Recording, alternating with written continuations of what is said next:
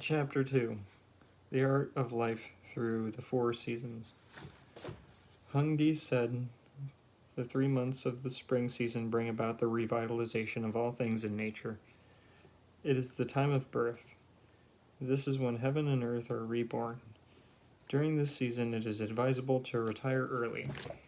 Arise early also, and go walking in order to absorb the fresh, invigorating energy. Since this is the season in which the universal energy begins anew and rejuvenates, one should attempt to correspond to it directly by being open and unsuppressed, both physically and emotionally. On the physical level, it is good to exercise more frequently and wear loose-fitting clothing. This is the time to do stretching exercises to loosen up the tendons and muscles.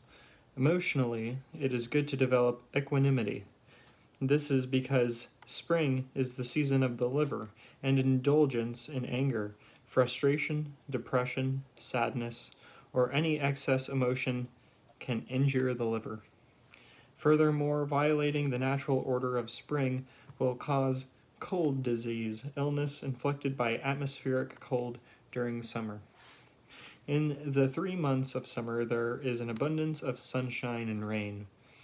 The heavenly energy descends, and the earthly energy rises. When these energies merge, it is intercourse between heaven and earth. As a result, plants mature, and animals, flowers, and fruit appear abundantly. One may retire somewhat later at this time of year, while still arising early. One should refrain from anger and stay physically active to prevent the pores from closing and the chi from stagnating. One should not overindulge in sex, although one can indulge a bit more than in other seasons. Emotionally, it is important to be happy and easygoing and not hold grudges, so that the energy can flow freely and communicate between all external and internal. In this way, illness may be averted in the fall. The season of fire and heart also encompasses late summer, which corresponds to the earth element. Problems in the summer will cause injury to the heart and will manifest in the autumn. In the 3 months of autumn, all things in nature reach their full maturity. The grains ripen and harvesting occurs. The heavenly energy cools, as does the weather. The wind begins to stir. This is the changing or pivoting point when the yang, or active phase, turns into its opposite, the yin, or passive phase. One should retire with the sunset and arise with the dawn. Just as the weather in autumn turns harsh, so does the emotional climate. It is therefore important to remain calm and peaceful, refraining from depression, so that one may make the transition to winter smoothly. This is the time to gather one's spirit and energy, to be more focused, and not allow desires to run wild. One must keep the lung energy full, clean, and quiet. This means practicing breathing exercises to enhance lung qi. Also, one should refrain from both smoking and grief, the emotion of the lung. This will prevent kidney or digestive problems in the winter. If this natural order is violated, damage will occur to the lungs, resulting in diarrhea with undigested food in winter. This compromises the body's ability to store in the winter. During the winter months, all things in nature wither, hide, return home, and enter a resting period, just as lakes and rivers freeze and snow falls.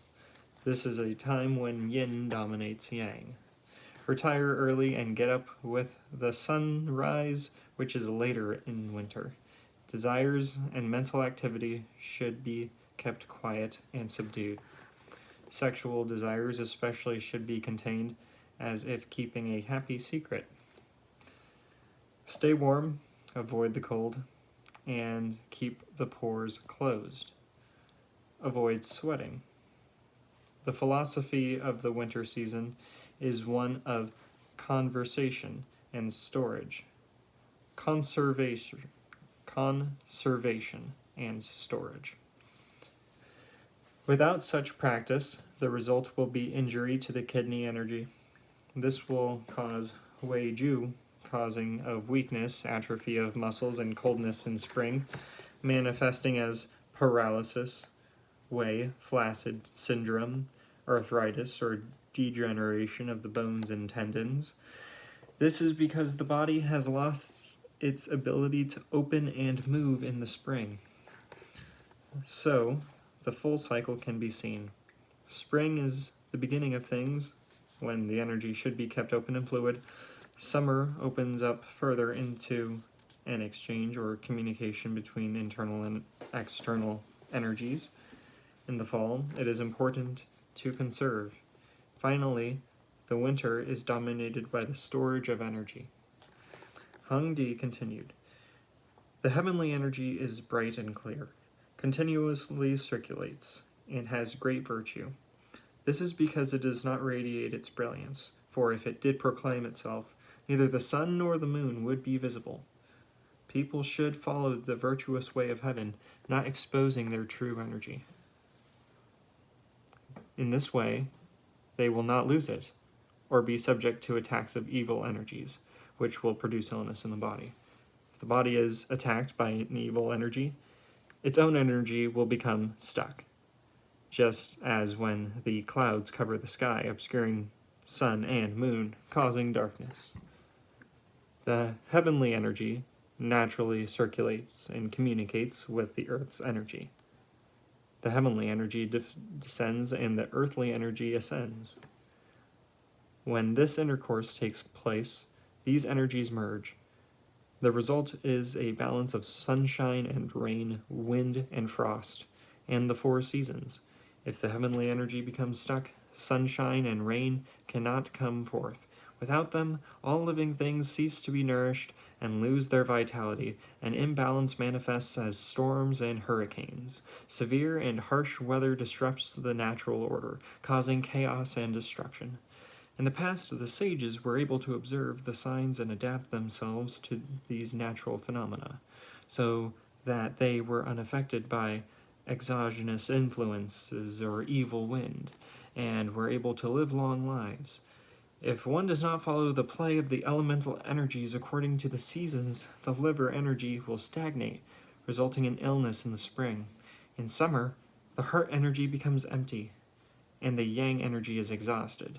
During the autumn, there will be congestion of the lung energy. In winter, the kidneys will be drained of jing. The transformation of yin and yang in the four seasons is the basis of the growth and the destruction of life. The sages were able to cultivate the yang energy in spring and summer and conserve the yin energy in autumn and winter. By following the universal order, growth can occur naturally. If this natural order is disregarded, the root of one's life will be damaged, and one's true energy will wane. Therefore, the change of yin and yang through the four seasons is the root of life, growth, reproduction, aging, and destruction. By respecting this natural law, it is possible to be free from illness. The sages have followed this, and the foolish people have not. In the old days, the sages treated disease by preventing illnesses before it began. Just as a good government or emperor was able to take the necessary steps to avert war, treating an illness after it has begun is like suppressing revolt after it has broken out. If someone digs a well when thirsty, or forges weapons after becoming engaged in battle, one cannot help but ask, are these actions too late?